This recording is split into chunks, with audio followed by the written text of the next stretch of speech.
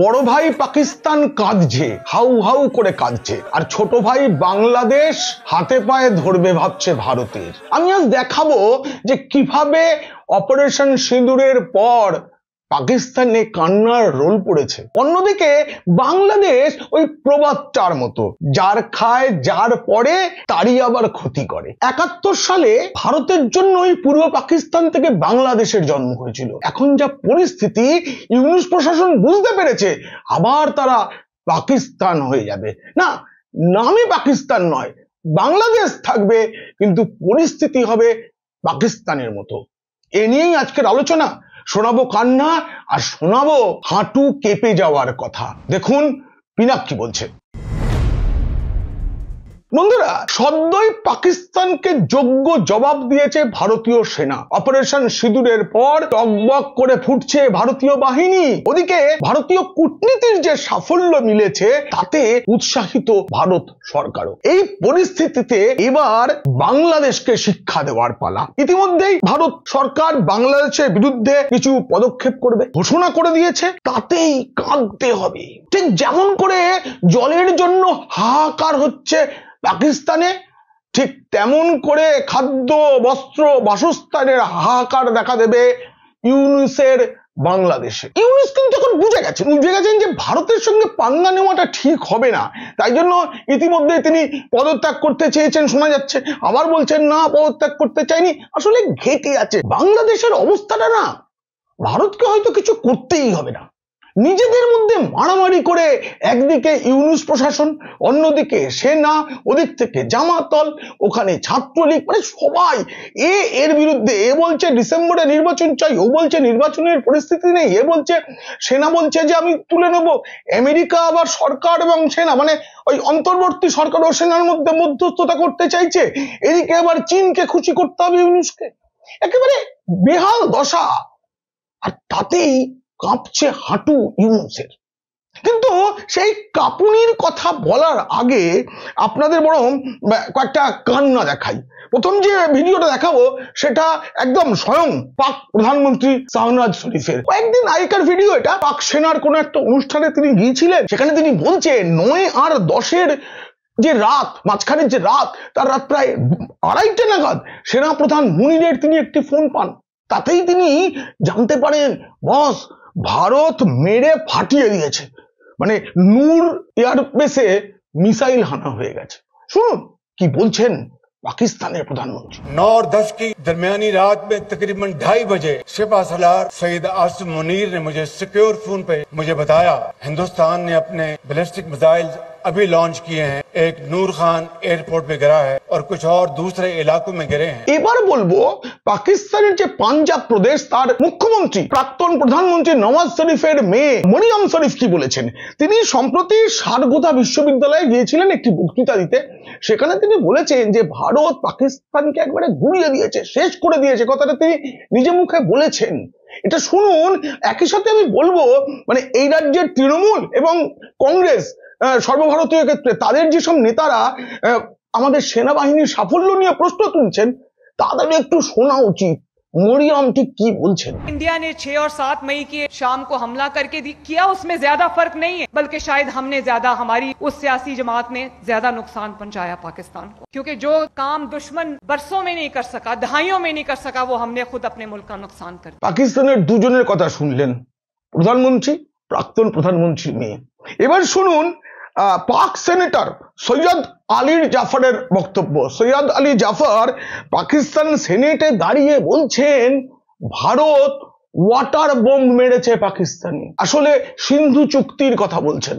কি বলছেন सुनून एक बार। अगर ये पानी का क्राइसिस नहीं अभी सॉल्व करेंगे तो हम भूखे मर सकते हैं। उसकी वजह ये है कि इंडस बेसिन जो है वो ही हमारा लाइफलाइन है। 3/4 जो पानी हमारा आता है सर टोटल बाहर से आता है। हमारी 10 में से 9 लोग जो है इंडस वाटर बेसिन के ऊपर ही रिलाय करके अपनी जिंदगी बसर कर रहे हैं। 90% स्टेटिस्टिक्स के मुताबिक 90% जो हमारी क्रॉप्स हैं, जो हमारी फसलें हैं, वो इस पानी पे डिपेंड करती हैं। हमारे जितने पावर प्रोजेक्ट्स हैं, जितने डैम्स हैं, वो इसी पानी के ऊपर बने हुए। वाटर बॉम्ब हमारे ऊपर पड़ा हुआ है जिसको हमने डिफ्यूज करना है, इसको खत्म करना है। জাফর যা বলছেন তার মোদ্দা কথাটা হলো যত তাড়াতাড়ি সম্ভব পাকিস্তানের উচিত ভারতের পায়ে পড়া, কারণ এই যে সিন্ধু চুক্তি যে বাতিল হয়ে গেছে এটা চালু না হলে ভাতে মরবে পাকিস্তান, চাষবাস হবে না, পানীয় জলও মিলবে না। এই একই দশা কিন্তু বাংলাদেশের হতে চলেছে। কিভাবে দেখুন, এই যে ভারতের বাণিজ্য মন্ত্রক একটা বিবৃতি জারি করে বলেছে যে কোন স্থলবন্দর দিয়ে বাংলাদেশের রেডিমেড পোশাক ভারতে ঢুকবে না। রেডিমেড পোশাকের ব্যবসাটুকুই তো বাংলাদেশের বড় মূলধন, সেটাই তো ভারতে ঢোকে, ভারতের মাধ্যমে অন্য দেশেও যায়, সেটাই বন্ধ হয়ে গেছে। কেবল মুম্বাই এবং কলকাতা বন্দর দিয়ে জলপথে ঢুকতে পারবে বস্ত্র। এছাড়া ফলের স্বাদযুক্ত যে পানীয়, কেক, চিপস, বিস্কুট, সুতো, তুলো, প্লাস্টিকের পণ্য, কাঠের আসবাবপত্র অসম, মেঘালয়, ত্রিপুরা, মিজোরামের কোন স্থলবন্দর দিয়ে ভারতের সীমান্ত অতিক্রম করে আসতে পারবে না। একটা হিসেব পাওয়া গেছে যে ভারতীয় মুদ্রায় এই সমস্ত যে পণ্য বাংলাদেশ থেকে আসে তাতে ভারতীয় মুদ্রায় এই আমদানিটা বছরে 6,500 কোটি টাকার বেশি। মানে বাংলাদেশের অর্থনীতির মেরুদণ্ডটা কিন্তু দাঁড়িয়ে আছে এই সমস্ত খাবার দাবার, বস্ত্র এগুলো সরবরাহ করে, রফতানি করে। সেই জায়গাটায় আঘাত পড়েছে এবং তারপরেই হাঁটু কাঁপতে শুরু করেছে।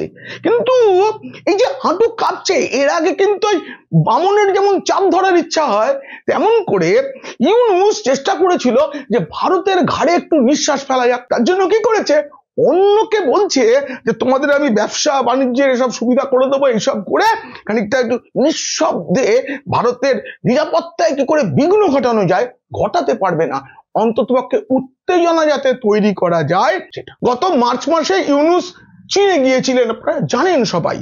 এই সেখানেই তিনি না এই ইচ্ছেটা প্রকাশ করেছিলেন এবং এখন পরিস্থিতি বদলে গেছে। এখন ইউনূস পদত্যাগ করতে চাইছেন, আর চাইছেন না যা যা বলেছিলেন, তবু সেই সব মানে যে ইচ্ছাটা তৈরি হয়েছিল মনে, সেটা খুব গুরুত্বপূর্ণ।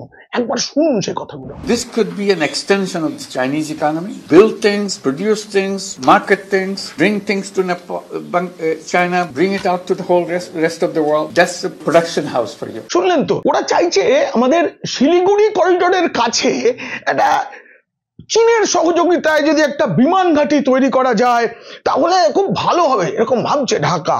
মানে বিমান ঘাঁটি হোক বা অন্য কোনো পরিকাঠামো, সেটা যদি ভারতের পক্ষে সমস্যার বলে মনে হয় তাহলে কিন্তু নিমেষে ভারতীয় সেনা গুড়িয়ে দিতে পারে। একটা ভোর দরকার, সকালবেলা ঘুম থেকে উঠে ইউনূস শুনবে, আমরাও শুনবো একসঙ্গে যে ওই বিমান ঘাঁটি না কি একটা বানাবার চেষ্টা করেছিল, সেটা নেই। এটা পারে ভারত। দেখুন, দ্বিতীয় বিশ্বযুদ্ধের সময় বাংলাদেশের যে লালমনিরহাট, সেখানে একটা বিমান ঘাঁটি তৈরি হয়েছিল। 31 সালে ব্রিটিশ বিমান বাহিনী এটা তৈরি করেছিল। এরপরে এটা বন্ধ হয়ে যায়। 58 সাল নাগাদ তখন পাকিস্তানের সরকার এই পূর্ব পাকিস্তানের এই বিমান ঘাঁটিটাকে অসামরিক যাত্রী পরিষেবার জন্য ব্যবহার করার জন্য এটা প্ল্যান করেছিল, কিছুদিন চলেছিল কিন্তু বেশি দিন চালাতে পারেনি। এবার শেখ হাসিনার আমলে ঠিক হয় এই যে লালমনিরহাটের বিমান ঘাঁটিটা, এটা একটা কলেজ তৈরি হবে, কলেজ বা বিশ্ববিদ্যালয় তৈরি হবে। সেখানে ওই একটু কি করে বিমান প্রশিক্ষণ ইত্যাদি ভালো ভালো কিছু মহাকাশ প্রযুক্তি এসবের প্রশিক্ষণ দেওয়া হবে বলে ঠিক হয়েছিল, একটা প্র্যাকটিক্যাল ক্লাসের জন্য। কিন্তু ইউনূস প্রশাসন বিশ্ববিদ্যালয় চাইছে না। নোবেল পুরস্কার জয়ী ইউনূস চাইছেন ওখানে একটা বিমান ঘাঁটি হোক যুদ্ধের জন্য। কেন না, ভারতের পেছনে লাগতে হবে। চাইছেন বলাটা মনে হয় এখন আর ঠিক হবে না, চাইছিলেন। আমার মনে হয় উনি ভুলে গেছেন বিষয়টা ভারতের একটা পদক্ষেপে। এই যে লালমনিরহাটের বিমান ঘাঁটি, এটা এত চর্চা কেন? এটা যে অবস্থান, বাংলাদেশের যে রংপুর বিভাগ তার সব থেকে উত্তরতম জেলা হচ্ছে লালমনিরহাট। এবার এটা হচ্ছে আমাদের যে জলপাইগুড়ি এবং কোচবিহার জেলার সঙ্গে এর দীর্ঘ সীমান্ত রয়েছে বাংলাদেশের এই লালমনিরহাটে, এবং এটা দূরত্ব মানে আমাদের ভারত থেকে দূরত্ব বড় জোর 15 কিলোমিটার এরকম দূরত্ব হবে। আর শিলিগুড়ি করিডোর, যেটাকে অনেকে চিকেন স্নেক বলে, সেটা লালমনির এই বিমান ঘাঁটি থেকে মাত্র 135 কিলোমিটার দূরে। ফলে ভারতের মূল ভূখণ্ডের সঙ্গে উত্তর পূর্বের যে 8টি রাজ্য, এদের সঙ্গে স্থলপথে যোগাযোগের একটা গুরুত্বপূর্ণ জায়গা কিন্তু এই শিলিগুড়ি করিডোর। মনে রাখতে হবে যে আমাদের এই 60 কিলোমিটার দীর্ঘ এই করিডোরের কোনো অংশের প্রস্থ 20-22 কিলোমিটার, মানে খুবই তো সরু, তাই চিকেন নেক বলা হয় জায়গাটাকে। এর এক পাশে নেপাল, অন্যদিকে বাংলাদেশ, আবার কিছুটা যদি উত্তর পূর্বের দিকে যাওয়া যায় সেখানে হচ্ছে ভুটান, আবার যদি আরো 100 কিলোমিটারের মতো গেলে চীন। ফলে এই জায়গাটা বুঝতে পারা যাচ্ছে যে নেপাল, ভুটান, বাংলাদেশ, চীন, ভারত, একটা অনেকগুলো দেশের সীমানার সঙ্গে যুক্ত কিন্তু শিলিগুড়ি করিডোর।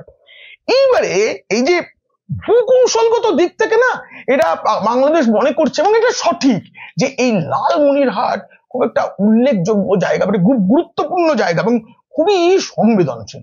মনে রাখতে হবে, ভারতের ক্ষেত্রে সংবেদনশীল কোনো কাজ বাংলাদেশ যদি করে, তা ঘুরিয়ে দিতে একটা ভোর লাগবে ভারতীয় সেনার। সবসময় সতর্ক থাকে ভারত যে ওখানে কোনো কিছু হচ্ছে কিনা, কারণ শিলিগুড়ি করিডোরটা না অর্থনৈতিক এবং সামরিক দিক থেকেও ভারতের জন্য খুব প্রয়োজন।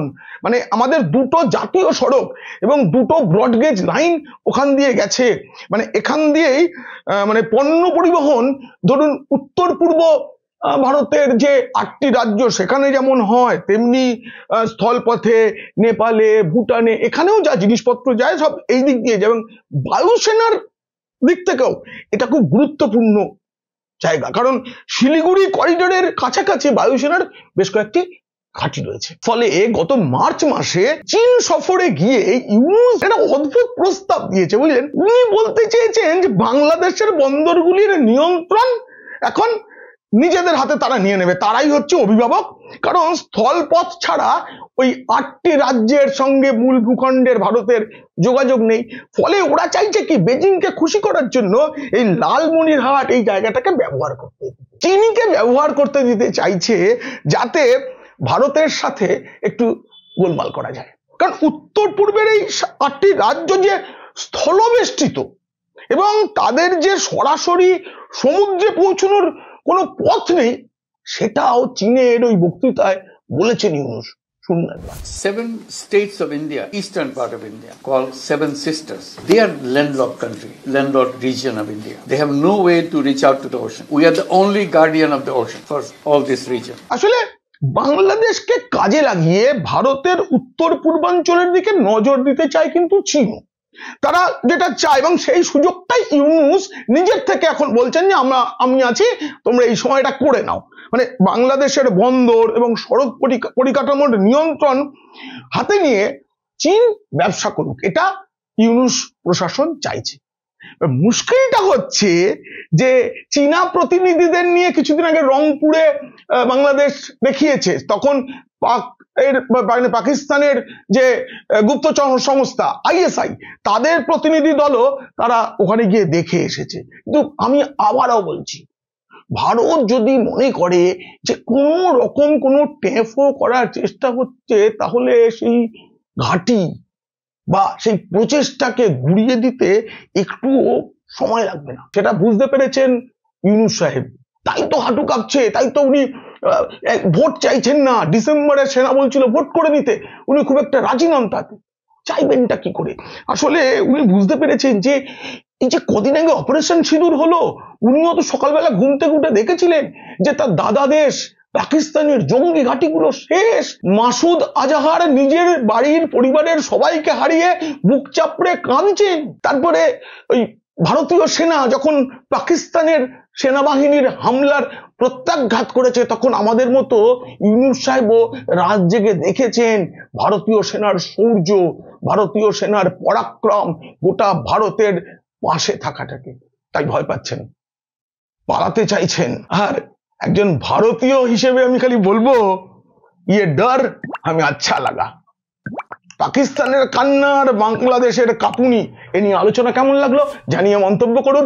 লিখুন আপনার মনের কথা, ন্যাকামো ছাড়া মনের কথা। আর ভালো লাগলে বন্ধুদের কাছে শেয়ার করুন, আর খারাপ লাগলে শত্রুদের। আপনারা সবাই নিশ্চিন্তে থাকুন, সেনাবাহিনীর ভরসায় ভালো থাকুন।